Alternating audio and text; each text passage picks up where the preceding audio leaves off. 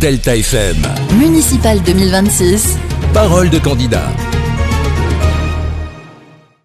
Bonjour tout le monde, bienvenue dans votre émission Parole de candidat, c'est votre nouveau rendez-vous depuis quelques jours sur Delta FM. Comme d'habitude, je co-présente cette émission avec Rémi Foulon. Bonjour Rémi. Bonjour Simon, bonjour à tous. Vous connaissez maintenant le principe de cette émission. Chaque jour, on reçoit les candidats aux élections municipales d'une ville. Aujourd'hui, on s'intéresse à la ville de Limbre. Une ville qui compte environ 3500 habitants, des habitants qui auront le choix entre 3 candidats. Jean-Philippe Quachbeur, Vincent Mombaï et la maire actuelle Joëlle Delrue souhaitent tous les 3 la place. Nous recevons notre premier invité. Bonjour Jean-Philippe Quachbeur. Bonjour, merci pour l'invitation. Vous êtes à la tête de la liste Ensemble pour Limbre. Donc vous êtes donc candidat pour devenir maire de Limbre. Pourquoi ce choix ? Pourquoi ce choix ? C'est un constat de nombreuses années. Je trouve que beaucoup de sujets n'ont pas été traités au niveau de la ville de Limbre. C'est un chef-lieu de canton. Je pense que la ville de Limbre a peut-être la salle municipale la plus ancienne du canton. Il y a pas de salle de sport en propriété municipale. Le club de basket est hébergé par la région au niveau du lycée.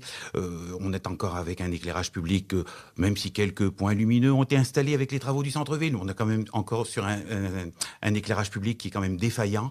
Les voiries, les trottoirs dans les lotissements. Il y a vraiment beaucoup de choses à faire.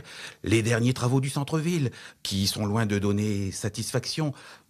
1,5 million au dernier chiffre de 2023. Sincèrement, je pense qu'on aurait peut-être pu faire autre chose. Le projet des places vous a pas convaincu ? Alors non, il n'est pas convaincant. Je suis persuadé que faire des travaux du centre-ville, c'était nécessaire.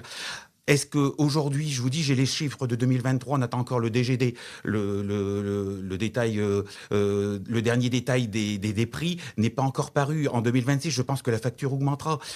Il y a des soucis de stationnement, il y a eu un mécontentement, une paralysie du centre-ville pendant 2 ans.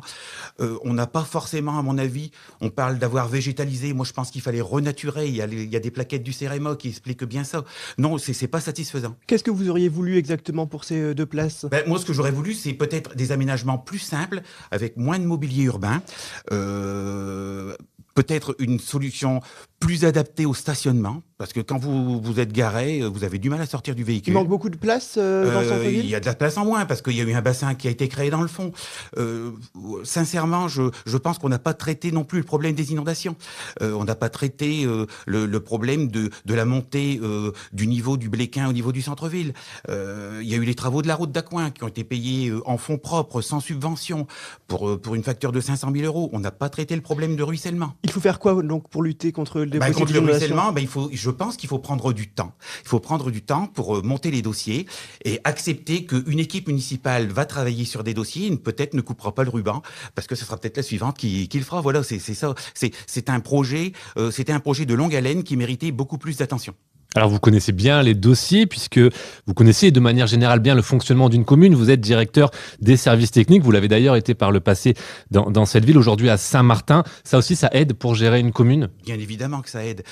J'ai la maîtrise des dossiers, j'ai le carnet d'adresses et je ne suis pas le seul dans l'équipe. On a des spécialistes en finance, au niveau social, au niveau santé, au niveau petite enfance. On a une équipe qui est quand même très costaud, prête à prendre les rênes de la mairie. Vous avez lancé votre campagne très tôt, déjà début novembre, vous avez distribué des tracts. C'est donc un projet que vous imaginez depuis longtemps ? Bien sûr, ça fait 2 ans que l'équipe est constituée.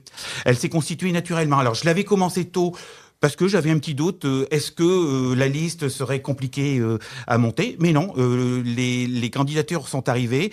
Brillante candidature, nous sommes prêts. Même si certains ont ouvert, d'autres ont fermé. On parle des commerces maintenant.